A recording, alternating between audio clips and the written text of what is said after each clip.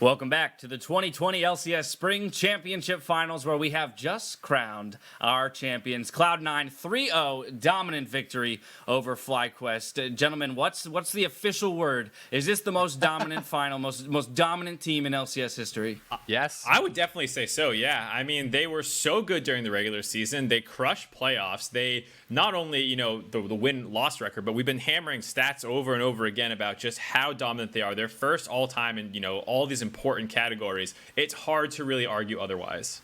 I think it's the speed, right? It's the dominance. As Mark said, I mean, they only dropped 2 games throughout all of playoffs plus the regular season. We're not even talking series. It's the speed with which they dominate their opponents, right? They have consistently won games in 30 minutes or less pretty much the entire year. That is just ridiculous how much faster they are able to actually play than the rest of the league. And the fact that they can do it that consistently, that them winning this game in 28 minutes feels pretty normal, is just nuts. Yeah.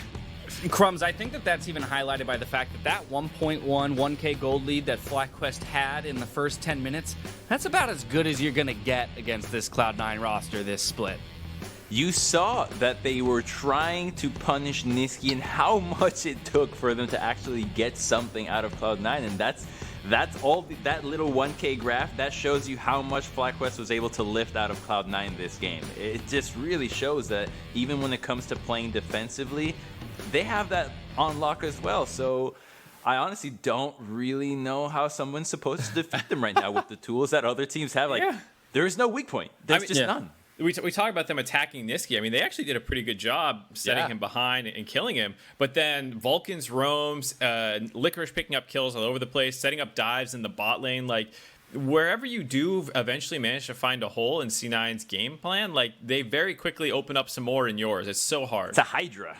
And someone else picks up the slack. Yeah. And one of the biggest things is that Cloud9 rarely, if ever, gives up solo disadvantages, right? It's not as though Nisqy fell behind because he just got trashed by PoE and then everywhere else Santorin was able to go other lanes and put them ahead.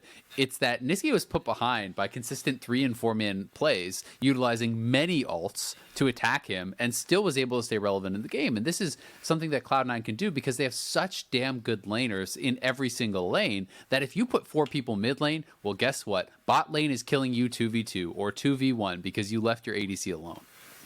Now, I'm going to jump in here. For those of you on ESPN, we are tossing you to one more commercial break, so we'll see you back here in just a few. But dominance. I know we've said this word, God knows how many times, 100,000 times at this point in this split, but I think it's so important to contextualize how strong this Cloud9 roster is, and the idea that a team could identify a strategy and execute on holding down one player, but it's still not net them to win. Look at these statistics for Cloud9's entire split performance. They're up on average 3,000 gold. It's just what we have gotten used to when you're watching this team is insane. If someone is up 3,000 gold at 15, they are slamming you. That's just every day for Cloud9. I mean, what's going to be a problem? Next Blitz, when we hold this standard to be like, oh, the game was not as clean as that Cloud9. I mean, very true. I'm looking at the major lead percentage. They spent over half the game with a major lead in gold. and very little of the game ever in a major deficit. But again, referencing that goal difference at 15, I want to point out that in Game 2 of this series, I believe, Zven himself, the AD carry, had a 2,700 plus gold advantage in the very early stages of the game. That's a whole Runaan's hurricane he had. What is going on? I am so excited by the fact that we have a team that is this good in the league. But as that team continues to skyrocket, you're also you're hoping that someone can challenge them one day, right? Like, you want to see this series go to 5. Maybe if we get the repeat in summer, you want it to go all 5 instead of just to 3. I do want to... Oh, sorry, you go ahead.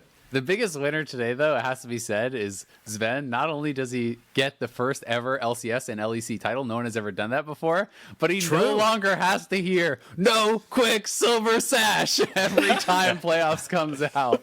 Doesn't have to listen to Freak in that call, which I'm sure he's heard 500 times by now, because it's such an iconic moment. And That's such a monkey off your back. To me, it feels like when Jensen finally won a title with TL. Before that, everyone thought of that Jensen moment as the career-defining moment where he died without getting his Zhonya's off in Game 5 against TSM. That is what everyone looked to.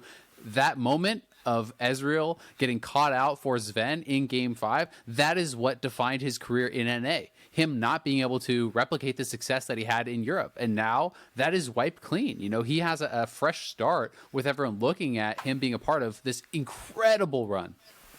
Yeah, I also think that that's super important for future players in teams in general, where you can see somebody like Zven play so well on Cloud9 and not so well on TSM. Players look better on different teams. So sometimes somebody might have a bad split, and it's not necessarily their own fault. It's that the pieces around them just aren't working together, and everybody looks bad. So I just think that maybe we could see more players figure out where their best synergies are, and new teams come up that just have stacked players like Sven coming from Europe. I'm going to welcome back our ESPN audience just real quick, Mark, and then hand it back over to you. Sorry about that. No worries. I was just going to say that it is true that there is this level of like almost specialness and synergy that just some teams have, that all the players just gel together. With it almost being effortless. Like, you know, this was a team that was dominating from the first week, and I'm sure they were dominating scrims leading into it. It reminds me of the Immortals roster from, you know, like we said, 2016 spring, where as soon as they came over, as soon as they started scrimming, I was still coaching at that time, we got wrecked in scrims. They didn't lose a single game through 2 weeks of scrims when we were playing against Immortals. And that's like what level this is for C9. And that's to Crumbs' point a little bit, is like you can't always predict how well or how bad something's going to go. And this one is as good as you're ever going to see, how well this roster came together. And so, you know, if you're watching this or you're a fan, definitely savor this moment. And I think that, you know, Azael? it is a special synergy that they were able to develop, but we also can't overlook the amount of work that went into their off season, right? This is a team that boot camped early, and when you look at guys like Zven paired alongside Vulcan, they were grinding in Korea together, you know, spamming duos, hundreds and hundreds, if not 1,000 games played over a relatively short period of time. They put in the work to build that synergy when I think some teams didn't in this off season, and it has paid off tenfold. Without a doubt, it has. And we've been talking up Cloud9, rightfully so, as they did just complete such an impressive run. But I think we do also need to tip our caps to FlyQuest and the performance that this organization has put up in the spring split. Again, talking about, you know, the brand shift from last year to this year, the Go Green initiative with these, you know, new players that didn't have great expectations around an end of season finish. And here they are running the gauntlet of the lower bracket to re-challenge Cloud9. Yes, fall just short, but a second place in a spring split, you know, and to do it under this new banner and brand. I do want to call out the tree count. Very important that part of this tree quest all throughout the split, FlyQuest has been planting trees based on Ocean Drake takes, kills, and wins.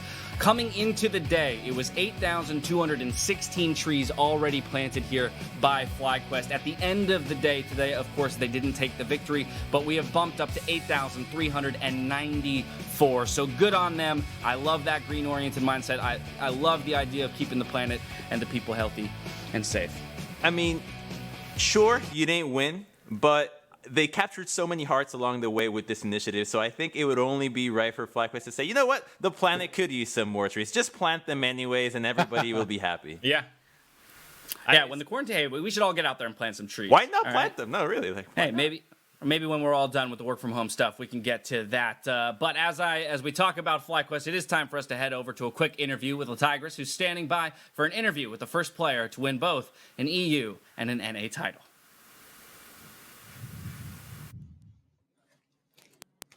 Welcome, everyone. Thank you so much for coming to us, because I'm so excited to bring you the first words from one of our champions.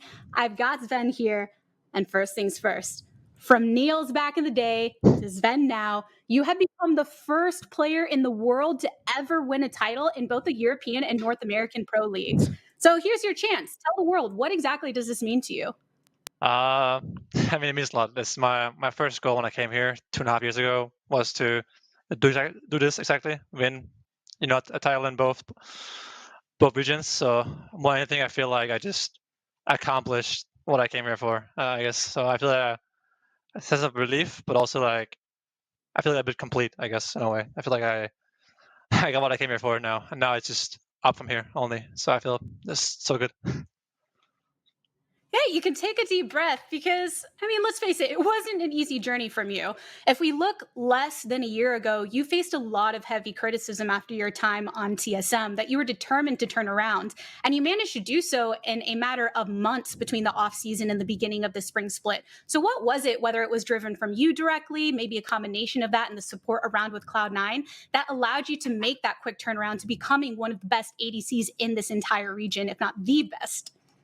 I think C9 is just really, really amazing. They helped me so much in the offseason by allowing me and Vulcan, the two new guys in the team, to boot camp in Korea in their apartment, which is really great. And we're there for like over a month together, combined with the boot camp in January, right? So that helped me a lot to fix my offseason. And Reapered already in that one boot camp told me like, I think this is one problem you have, and you try to work on that in the offseason. I did, and I think just C9 has the winning recipe for how we do our things. From our morning workout to our book club to our scrim system. I think everyone does their job and more than that. And C9 knows what we need, not what we want. And it's just so great to be in this team. I think everyone knows exactly what to do to succeed. And on top of that, I think everyone put more effort than anyone else in their roles and their league. So I just feel super good in this team.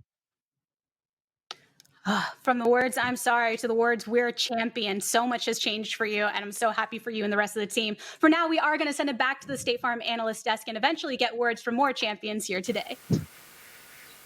Thank you very much, Licorice. For those of you on ESPN, that is going to do it for us here. I want to thank you all for joining us, for sticking it through, especially you newcomers. Hope you enjoyed the window into our world of crazy esports. Congratulations to Cloud9, and we'll catch you back here maybe for the summer split.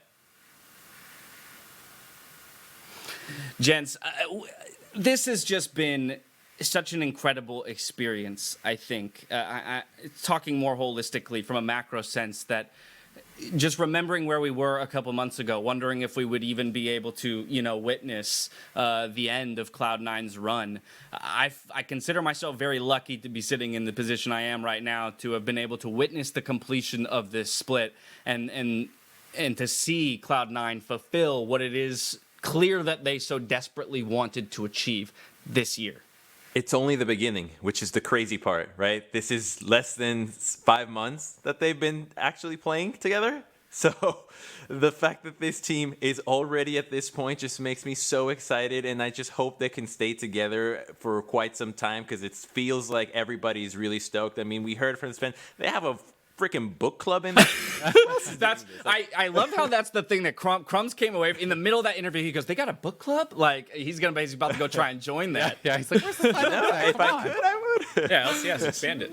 Yeah, seriously. But again, even that tiny little point there, I think, speaks to the organization that has been built there over the years, and why it is that while it took them 6 years to get back to the top of the podium, Cloud9 has always been in the conversation as one of the top tier teams, and somehow has always made it to the World Championship and represented us well on the international stage. So it doesn't surprise me necessarily that they did finally find the formula with these 5 players to bring it back home. Yeah, this is a team that we talk about, it's been so long since they won, but they didn't really have a fall from glory, compared to some other teams like CLG after they won initially, and maybe even TSM to that regard. C9 has always been competitive. They've always been in the hunt. Even those splits, where even 7th place splits, they still made it. They were able to turn it around in postseason or make the gauntlet run and make worlds and then still represent North America fairly well. So Cloud9 has always been a great org, and it's kind of just waiting for that like you said, to get just back on top of that podium. But no one ever doubted the competency of Jack and Reaper and the players.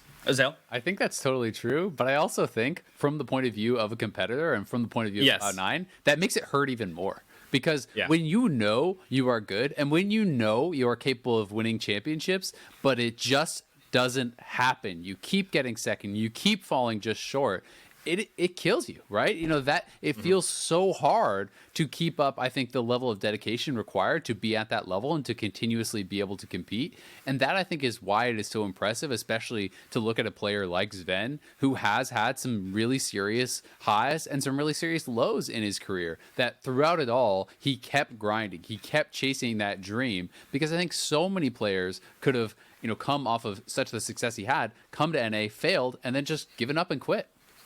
Perseverance is key, to say the least. When we talk playmakers and difference makers, I think it's hard when you see a dominant 3-0 to pick between the 5 stars on Cloud9, but we did have to pick one. And today we landed on Vulcan as our player of the series. He may have been snubbed all split long until he got that player of the week near the end, but this time, in the best of 5 that matters most, he gets it done. Yeah, it was like game 2 KDA. Yeah. He's nuts. I mean, he once he got on the thresh and a little bit more playmaking, it was absolutely incredible to watch him pop off. He was focused a little bit in game 1, but still had a good performance. And he is, in a lot of ways, the silent hero for C9, the unsung player, always in the right spot, helping them out, and had a great series here. You just hope that his champion pool is so much deeper than what we've seen this split. Like, I just know that he has so much more in the tank from what we've seen him do before that we haven't really seen him unlocked beyond roaming and assisting the team that way, but we know that he can provide more to the team. So I think that this Cloud9 team was not forced. Mark's updated his updated win conditions. Yeah, they're right for there. Cloud9. There it is, that guy right there, far right. Why does he have blue hair? Yeah, why did you need to circle it? It looks so lifelike. I think it was pretty clear I know which one was quite Vulcan, obvious. So it's just muddying up redundant. the image. I assume the lowest of our audience. No, I'm just kidding. They need the help. Big congrats to Vulcan for picking up player of the series. But another player that I talked to earlier in the split was Licorice, and I think his story is quite interesting personally, and he was very honest and very frank with me how much this title meant for him. Cared a lot more about getting the end of split title than he did about a possible 18-0 run. And to hear more from the new champs, Avali is now standing by with an interview from C9's top laner. Thank you very much, Dash. I am here with Licorice. Licorice, congratulations on the win. Now, before we get into the interview, the first thing that I want to ask you is tell me about that final moment when everyone's on the Nexus and you were able to get the final hits off, and then eventually the house erupts into applause. The last play was kind of, I don't know, it wasn't that like crazy for me because in the fight before, I was like a 3-item Aatrox. I think my call was that I'm invincible. So when I'm on the Nexus, I was like, okay, yeah, the game's over. You know, like they can't kill me. Like they don't have enough damage. So I kind of knew it was over before it actually was. And yeah, I don't know. I mean, it's great to see everyone so excited. Tell me about, I saw everyone rushed in. It looked like Vincent, one of the managers, was coming in with popcorn or confetti. Everyone was just up cheering. I know that it wasn't in a stadium, but in the house, it still felt like there was so much more excitement. Yeah, I mean, the after the game stuff isn't like what you're trying to think about in game. So I'm glad that Vincent, he had like a popcorn bowl filled with like little pieces of paper that he was throwing around for confetti. That was great. I mean, everyone has just been so supportive the whole time. Like we had Jack running in, like our entire coaching staff, and I don't know, it just felt really good. Now, this split, you said that you wanted Cloud9 to be the team that could beat anyone. And now after this amazing split, here you are, you've taken the finals and proved that Cloud9 is the best team in NA, as well as securing your first split title. So, I mean, what does it all mean to you? How does it feel to now be so dominant at the top? It feels good.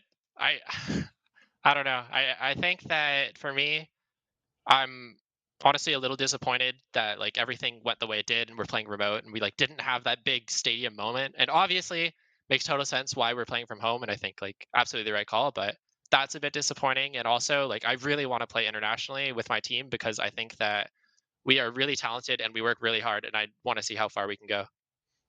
Mm-hmm. Well, I know all of the fans have been cheering on you and Cloud9 from home. A lot of support there. But one other thing that I did want to point out, this is your first split title, but it's also Reapered as a coach's first split title with the team. So was there any extra meaning to Cloud9 being able to take this win also for him? The Cloud9 win, I mean, I think it means like a lot of different things to a lot of different people. And for me, it was kind of, it's like this amazing moment where I've been working so hard to be able to win a split, and finally I was able to win this one, and now I just want to win more, honestly. So like I think going into summer, I want to win that too, and I want to win on a stage, and hopefully that'll be a thing that can happen. But I think that for everyone, it's like their own unique experience. Like for the diehard fans that have been with Cloud9 since it was established, and they've been waiting for a trophy for so long. Like, this was such a big moment, and honestly, like, I've been getting so much support, and I'm so like happy to be on this team and to have the fans that we do. Well, Cloud9 is looking incredibly strong. Moving into Summer Split, what else can you guys improve on? I mean, maybe getting that 18-0 run?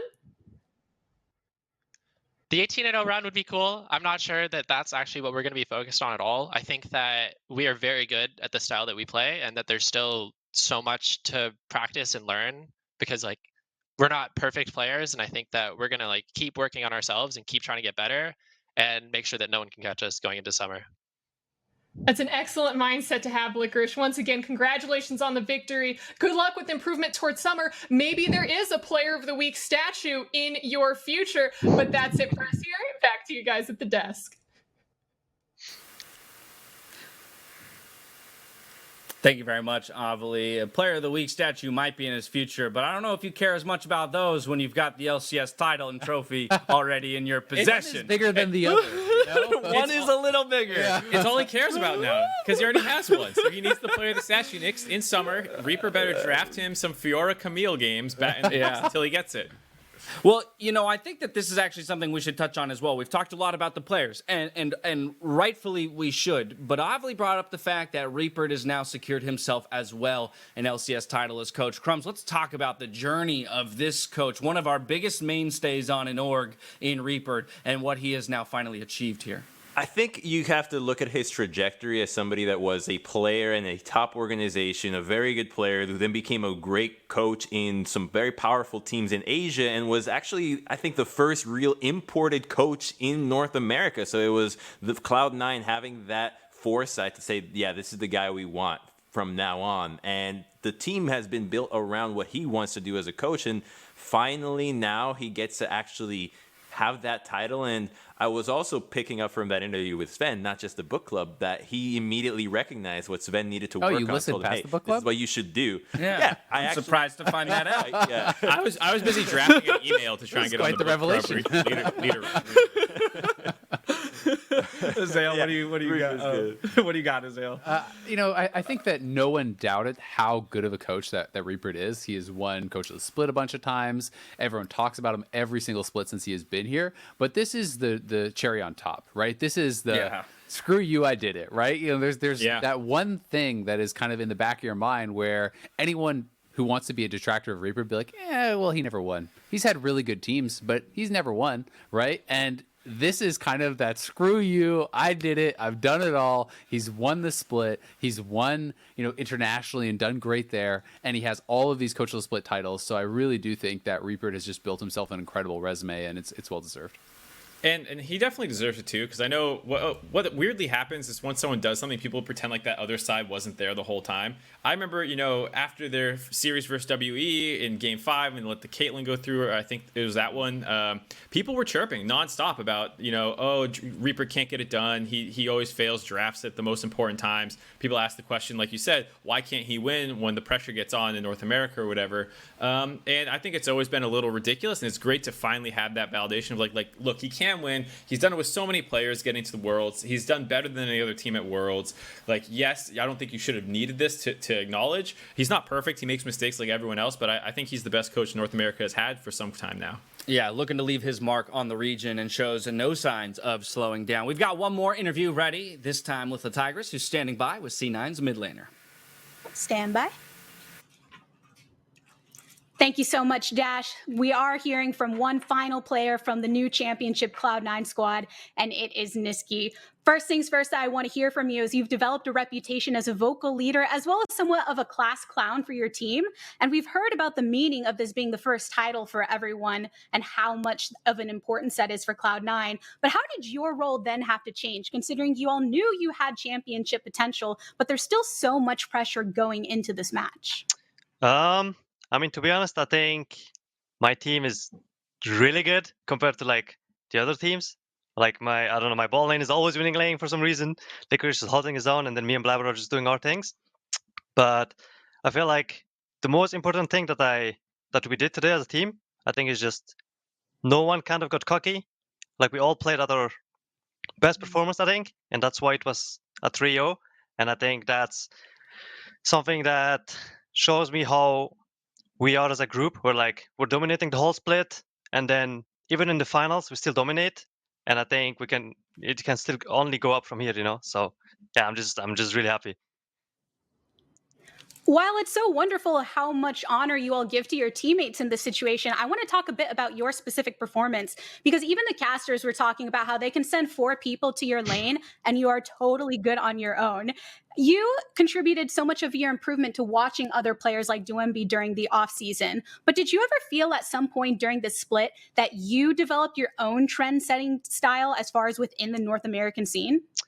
Yeah, I mean, definitely. I think watching Derby was like the first step, I guess. I think I watched a lot of other mids, and then I watched like Rookie and then Chovy, just a lot of really great mids were like, what can I do that they do? And then just kind of trying to fit it in my playstyle, I guess. And then I started doing the timers like Doinby, and then I kind of have my own champ pool, and then like I can play mages, I can play melees, I just wanted to be a really good player that you can draft around, and like that the enemies are really scared of you, that they have to like either focus you or kind of give up on like some champions, So I don't know. I think for me it was just really important that this year I was good enough, because I mean after last Worlds I realized that like I wasn't even sure if I would stay on Cloud9 or not, because I mean my Worlds performance was really bad, so I had to make sure that I stepped it up, and I feel like I gave them a trophy, so there's nothing else I can do.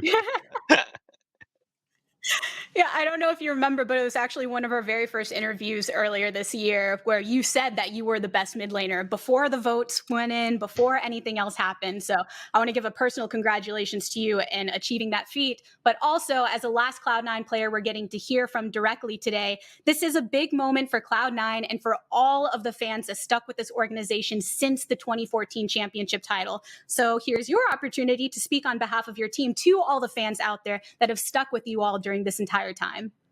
I mean, I think it's really important that we still kind of get supported by the fans, I guess, because I know that during the offseason, a lot of fans kind of gave up on us, or like they were really angry with what we did. But I think by winning the split, we really proved to everyone that we made the right decisions. And also, this is our first win, our first trophy for all of us, I believe. And I think it can only go up from here. So I'm looking forward to even win the summer split already. So yeah. Up, and away for Cloud9. With that 3-0, Cloud9 have clipped the wings of their competition of FlyQuest and proved that they're the only ones that deserve a spot in the sky. For more on this championship match, let's send it back to the State Farm analyst desk.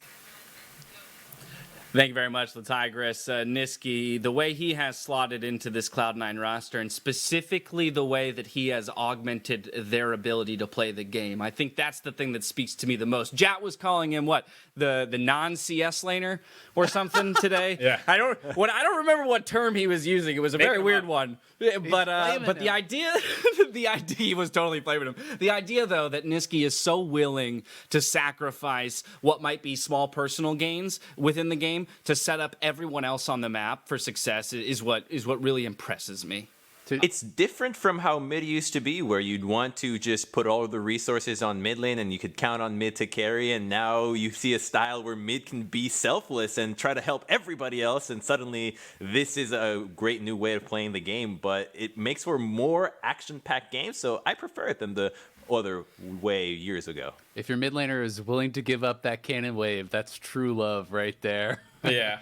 It seriously is. I understand, though, why some people might not want to do it, because I feel like Nisqy's so important for this lineup, and he's so good, and yet, the series MVP goes down to the bot lane, the split MVP goes to his jungler, and he's so good about setting everyone up that, there's no personal accolades left for him other than he got first team All-Pro and second in MVP voting, and he won the split, Mark. There's no trophies for those. He got nothing, Azale. No Sounds like a whole bunch. He deserves more. Sounds like a whole bunch of nothing to me. I don't know about you. All right, let's take a look at the bracket. More. Let's get that bracket up on the screen. Let's take a look at how it all shook out in the end. It was Cloud9 who had reigned supreme in dominant fashion. 3-0 victory over FlyQuest. But again, track that FlyQuest run all the way back to the first round where they were knocked out of the winner's bracket by Evil Geniuses, fought their way through both Golden Guardians, TSM, and Evil Geniuses once again what an incredible postseason it has been. But, you know, that Cloud9 team, again, atop the mountain while everyone else is just scrambling to maybe make it to base camp right now, it seems. They're all going to be looking at C9 VODs and just trying to do what Nisqy did with Rookie and other players. Like, what can we do that Cloud9 is doing that we are not? Because that is at least the place where all of the teams can improve and try to catch up. Well, you asked the question. Let's maybe try and answer it. Nisqy individually, you've already pointed out, maybe some mid laners can look to emulate a little bit more of his mindset or playstyle. But where else? What else can we learn from this Cloud9 roster? You know, that would be usable across the other teams in the LCS. Azael? What I'm honestly hoping for is that this then dictates the playstyle that people are trying to emulate, right? For so many years, our best teams have been the slower macro style teams, lay back, out farm your opponents, out team fight them. Cloud9 takes calculated risks. They fight aggressively, they push advantages, and they do that better than any team has ever done in LCS history. So I am hopeful that that is what teams take away, that you don't just have to scale and play for late, that you can take team fights, you can take 2v2s and 1v1s and take counter picks and try to dominate lanes and make things happen early, because I think that can benefit any team really in the region. And I think it's one of those things, too, where teams have to be willing to take a step backwards to take the two forwards. You know, unlearning some of the habits that these pro players might have picked up over the years, people who have been playing for a super long time, and try to learn what the other people are doing. You know, like Nisqy has talked about how much Doinby influenced him, and he was already a pretty selfless player, but then like picking up the exact habits and some of the things that he was doing, you don't always get to that level without stumbling a few times. And I think I wouldn't mind seeing some people make bigger and larger mistakes more often earlier in summer to hopefully reach the level that Nisqy has been able to reach. Yeah, you know, Crumbs, just a final point here. I love that Nisqy looked to a different region, to a player in a different region. And I think one of the most fascinating things about esports is that while, yes, we compete domestically before we go and compete internationally, it is in a sense a game without borders, because you have a window into all of those other regions, and for someone like Nisqy to have the foresight to say someone else somewhere else in the world does this better than me, you know, and what can I learn from it, and to actually take that action. I can't speak highly enough of that mindset. It starts from the humbling recognition that you're not where you need to be, where you first have to be like, hey, maybe I'm not the best player in the world. Right. Okay, who's better than me? And so that is a step that maybe some players are not making, maybe some teams aren't making, who knows? But it starts from that, and then you start having access to things like ProView that now just lets you see everything so detailed. And that's the tool that really should allow these players to emulate these players around the world. I mean, I'm just surprised that no one is still just looking at the Shy VODs 24/7 and trying to figure out, how do I become this good? Because that would be how I would definitely start. Better hands. If I wanted to go back. better hands, better brain. I need it all. Azael? Yeah. Something I would also add to that, because I fully agree with Crumbs, but I think something that is often very overlooked, even in this mindset, is that someone much worse than you can be much better than you at a specific aspect of the game. And that is where I think you really have to be able to take your ego out. That is one of the things that made me improve so much when I was a pro in WoW for so many years, is there would be players that no one even thought of as top players who I thought were incredible at maybe one thing specifically, right? Everything else you could be trash at, but this one thing you were super good at. And to realize that, hey, even if I'm dunking on this guy, he can be way better at laning, or his warding timings are way better than mine. And being able to recognize and appreciate what players are great at, and then steal it. Take everything that people are better than you at and add it to your game. Adapt it to your game, you know? You don't have to think, I'm better than him. I beat him all the time. Well, he's going to be better than you at something. Literal world champion. Now to celebrate the crowning of the new champs, the LCS is hosting an after party thrown by multi-genre producer Y2K and the visual stylings of the Sushi Dragon. Now, I want to warn you all that the content of the after party will contain fast, flashing images that may cause discomfort or trigger episodes for people with photosensitive epilepsy, so viewer discretion is advised. That said, I think it's going to be a rockin' party. We're going to have a ton of fun. I will make sure to be there. I don't know about the rest of you gents. Yeah, I mean, it's definitely an important warning to give out, but it does kind of paint the picture of maybe what you can expect if you are It's tuning gonna be in fun. and you can't tune in, is that it's pretty wild, and it's unlike anything you've seen on Twitch before, most likely. Alrighty, well that's going to do it for us here. So now on behalf of myself, the casters, the entire remote broadcast crew, thank you for watching throughout this entire splits. Congratulations to the new champions, Cloud9. We'll see you in summer for the return of the LCS. One last time this spring split, stay healthy, go wash your hands, say hello to your loved ones, check in with them. Good night.